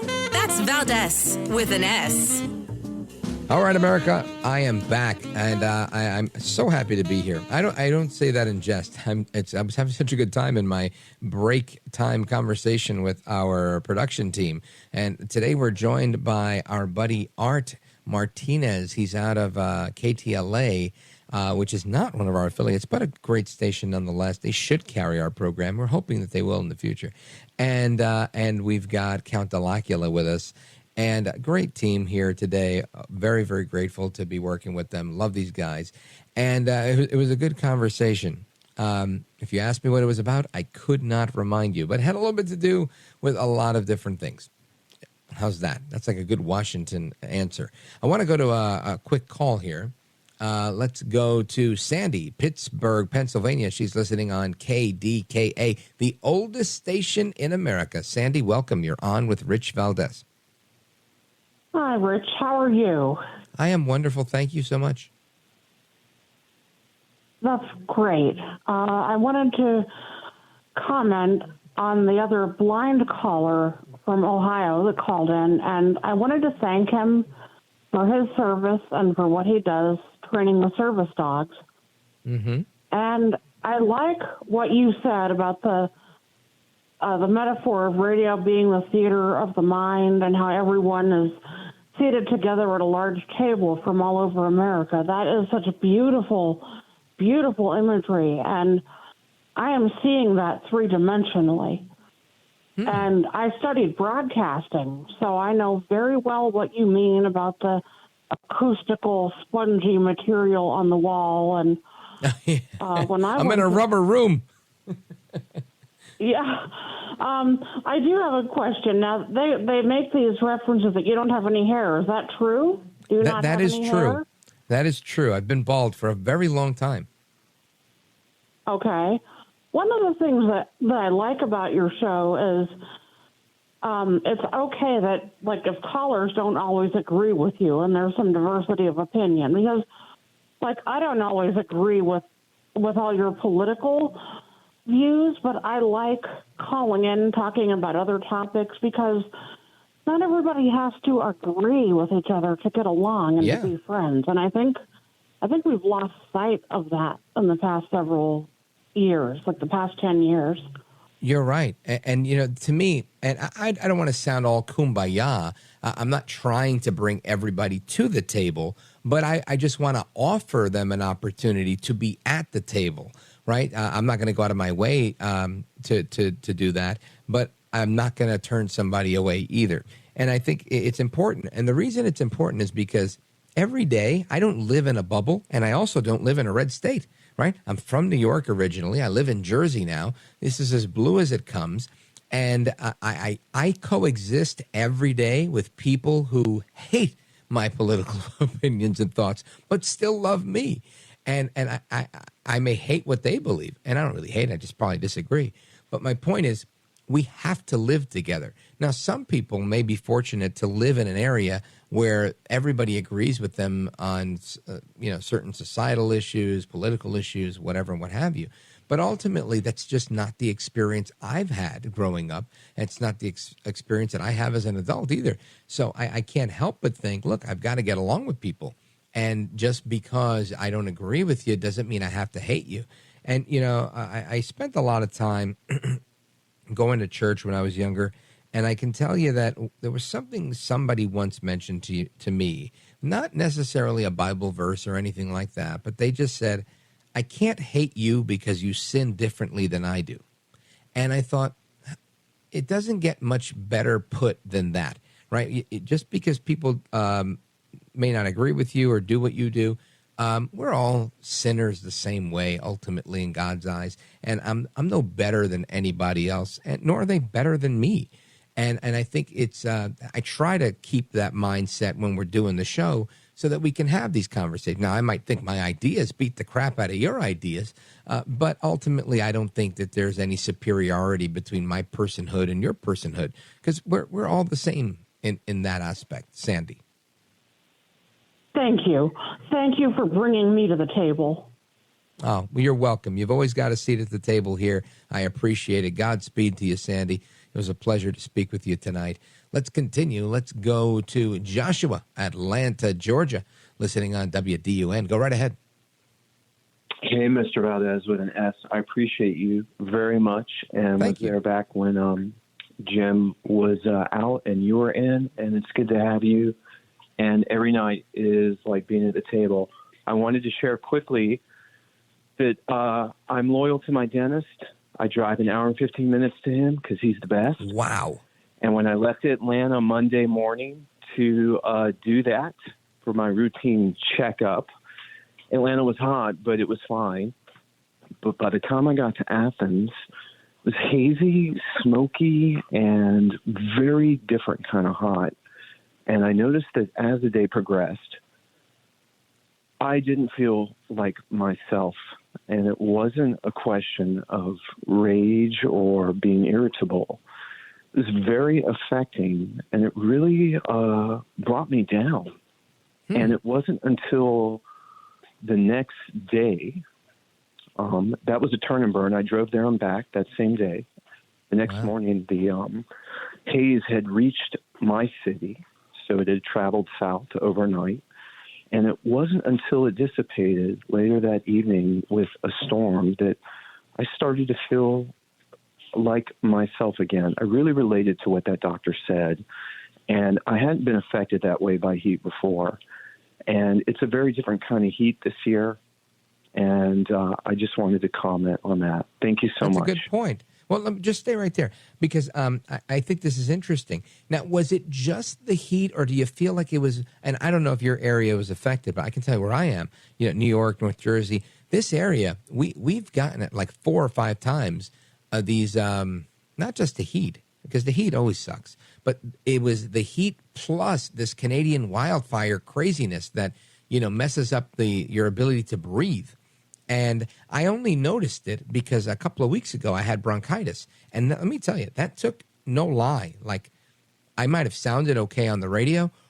There was one week where I sounded terrible on the radio. I remember that. But after I started to sound okay, my lung capacity still wasn't the same because I would go outside and I would take a deep breath and it would be like, wow, I can't really take a deep breath like I used to. It was still kind of weak and shallow. And I was thinking, my goodness, this getting older stuff is for real.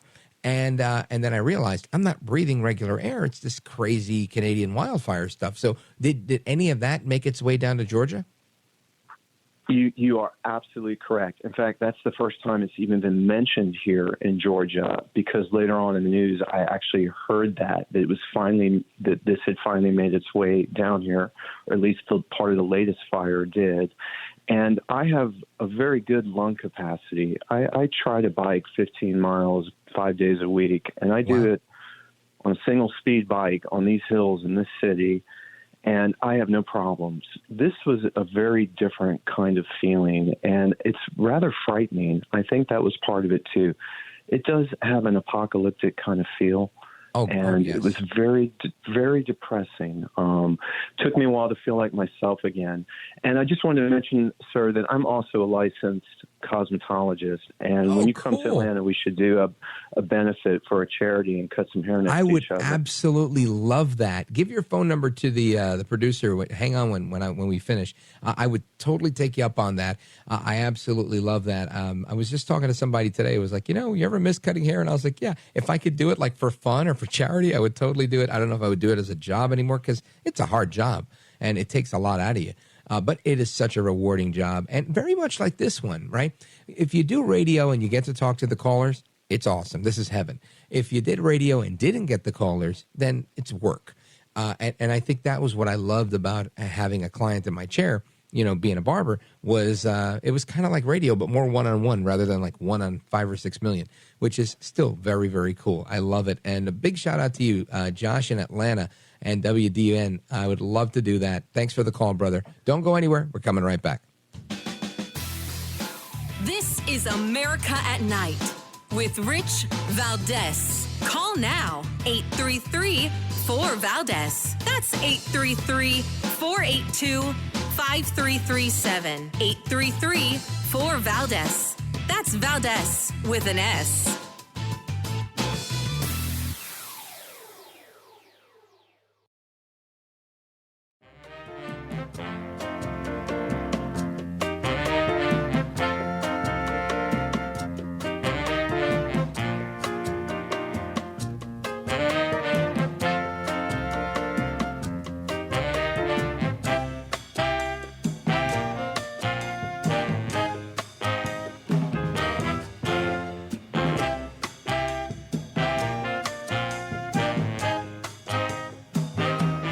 Now, 833-4VALDEZ. That's 833-482-5337. 833-4VALDEZ.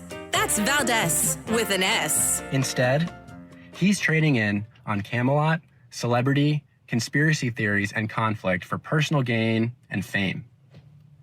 I've listened to him. I know him.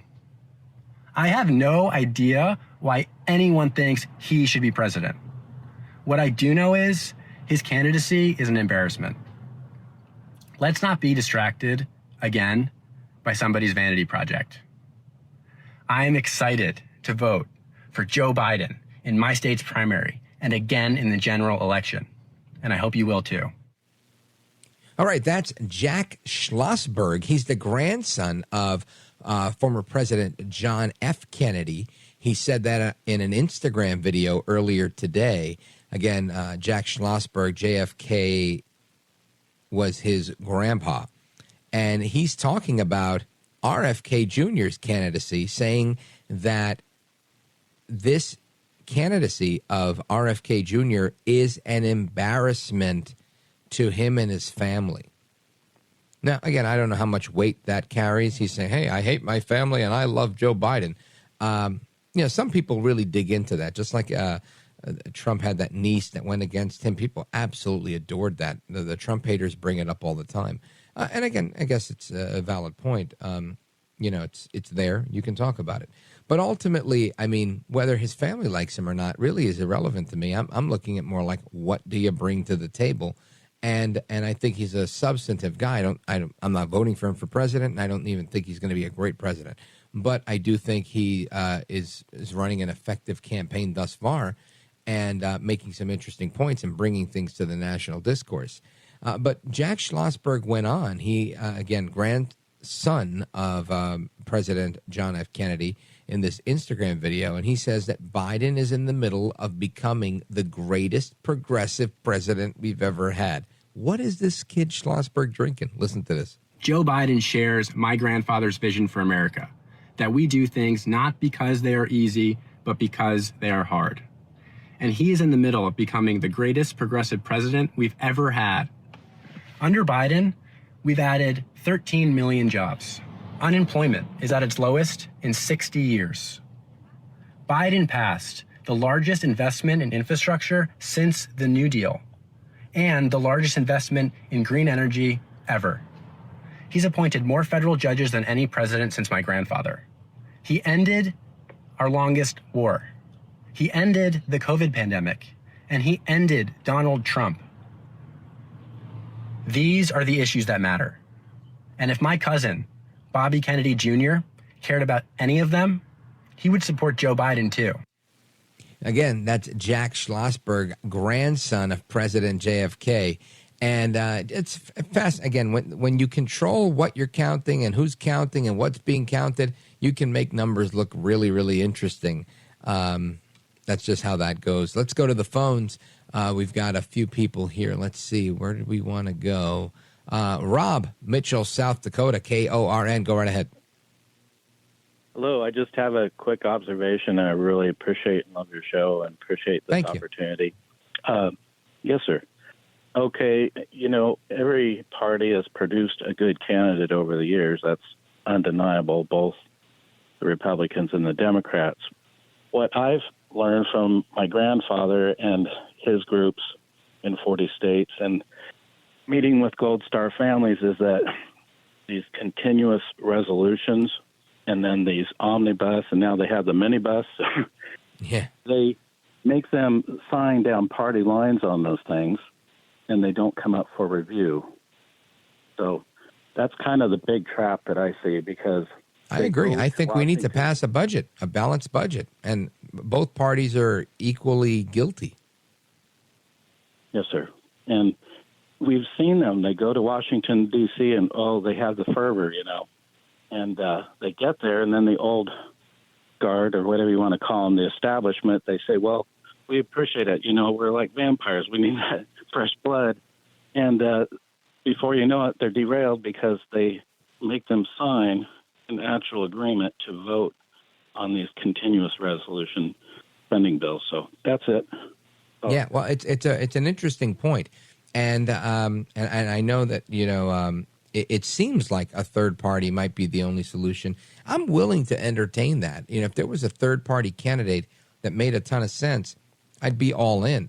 And I just don't know how realistic it is. But again, everything is kind of unrealistic until it is. And I think it was Steve Jobs made that great statement. I think it was the people that are crazy enough to think they can change the world usually do, or something to that effect. And I think this is one of those situations. If you don't try, you won't know if you can win. And that might be the solution. I do believe that we can get closer to a situation where we may get to a balanced budget if we pick the right people. I can tell you that I don't think it happens with the current Congress we have, but I do think if Trump could get the White House, that he could work towards trying to get a majority in Congress that works with him. It's one thing, there's a lot of things I like about Trump, but one of the things I like about Trump is that he's willing to make a deal. And while he can be emotional sometimes when it comes to trading barbs, when it comes to making deals, in my opinion, the key is to remain unemotional. You know, you don't get insulted by an offer that you don't like.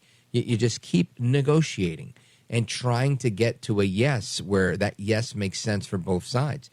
And I think that he could probably use his political prowess and his experience as a developer to get members of Congress, probably on the Republican side where he'd have the most sway, to say, all right, look, what's it going to take to get you guys to get off of a continuing resolution and to actually putting forth a balanced budget? And he may have to cut some deals with Democrats to get to that as well, depending on what their majority looks like. But ultimately, I think it's really important that we have somebody that would try. And in my opinion, I think Trump's probably the only one that has a shot to pulling off something like that. And it's still a long shot. Anyway, Rob in Mitchell, South Dakota, thank you for the call. Big shout out to KORN. Coming right back. This is America at Night with Rich Valdez.